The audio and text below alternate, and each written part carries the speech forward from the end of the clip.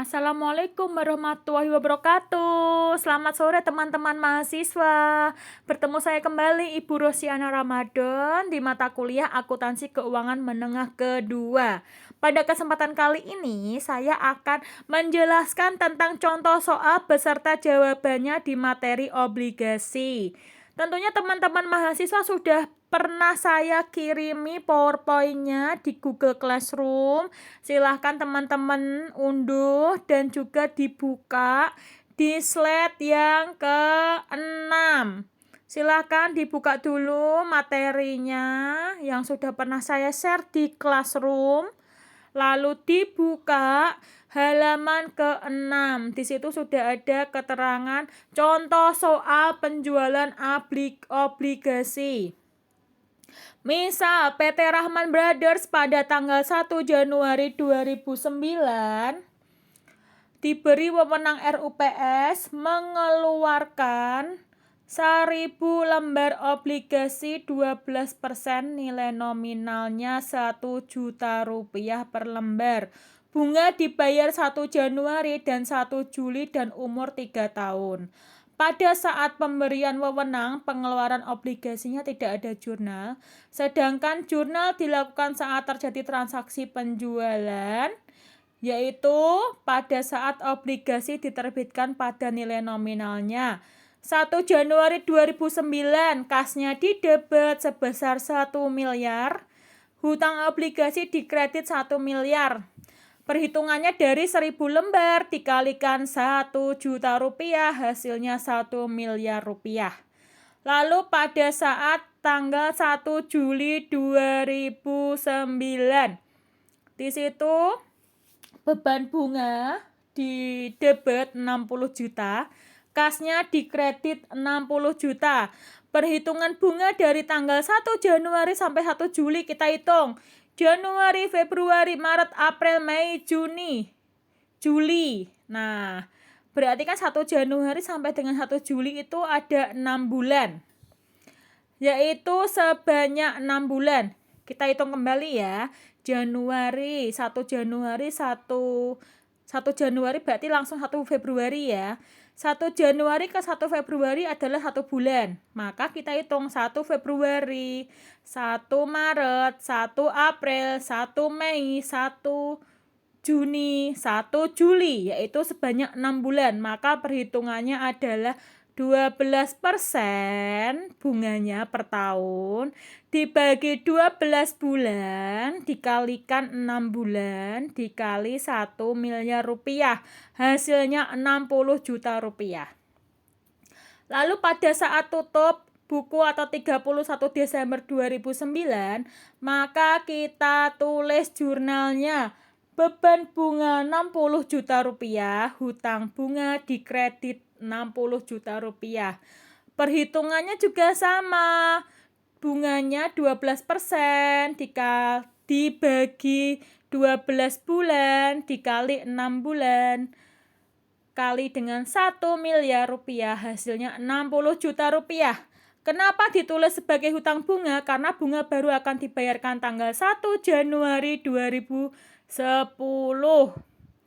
Sekarang kita ke slide ke-8. Penjualan di luar tanggal bunga. Menggunakan pendekatan laba rugi. Misalnya ini ya, tanggal 1 Mei 2009 berarti kan di luar tanggal bunga. Yaitu kasnya didebet 1 miliar 40 juta, hutang obligasi dikredit 1 miliar, beban bunga dikredit 40 juta rupiah. Perhitungan bunga dari tanggal 1 Januari sampai dengan tanggal 1 Mei yaitu sebanyak 4 bulan.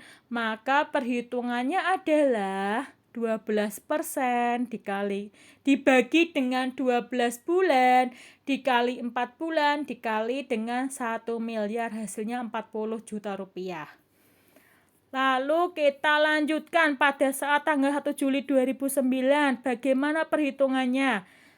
Kita hitungnya sama kayak tadi ya, perhitungan bunganya dari 1 Januari sampai dengan 1 Juli yaitu 6 bulan, maka perhitungannya adalah 60 juta rupiah. Lalu kita bikin jurnalnya, beban bunganya di debit 60 juta, lalu kasnya dikredit sebesar 60 juta rupiah. Lalu selanjutnya kita akan menggunakan pendekatan neraca. 1 Mei 2009 kasnya 1.040 juta rupiah di dalam debit, hutang obligasinya 1 miliar rupiah dikredit, hutang bunganya 40 juta rupiah dikredit. Perhitungannya sama kayak tadi ya.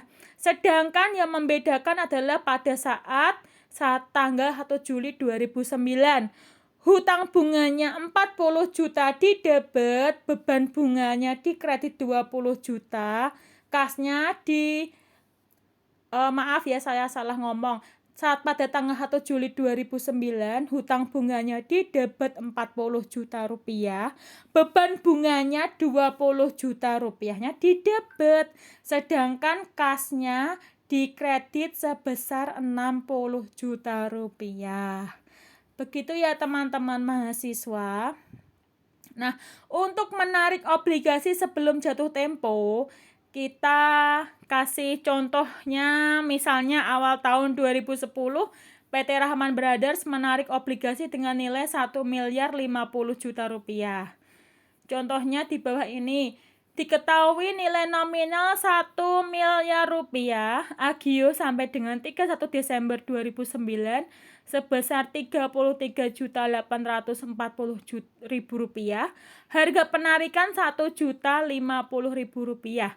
Nilai buku awal tahun 2010 yaitu adalah nilai nominalnya sama dengan 1 miliar rupiah, agionya sampai dengan 31 Desember 33.840.000 rupiah, maka dijumlahkan.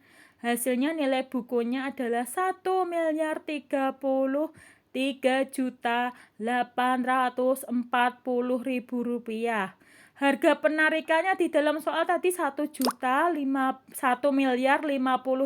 juta rupiah. Maka kerugian penarikannya adalah nilai bukunya 1.033.840.000 rupiah dikurangi dengan 1.050 juta rupiah. Hasilnya adalah 16.160.000 rupiah itu kerugiannya. Maka kita tulis dalam jurnal hutang obligasi di dalam debit 1 miliar rupiah. Agio saham dalam debit 33.840.000 rupiah. Rugi penarikan di debit 16.160.000 rupiah. Kasnya dikredit sebesar 1.050.000 rupiah. 1.050.000 rupiah. Begitu ya teman-teman mahasiswa. Saya ucapkan terima kasih banyak bagi yang sudah menyimak dari awal sampai akhir. Jika ada pertanyaan-pertanyaan, silakan jenengan sampaikan di Google Classroom di waktu atau di jam perkuliahan berlangsung. Saya undur diri dulu. Wassalamualaikum warahmatullahi wabarakatuh. Sampai jumpa. Bye-bye.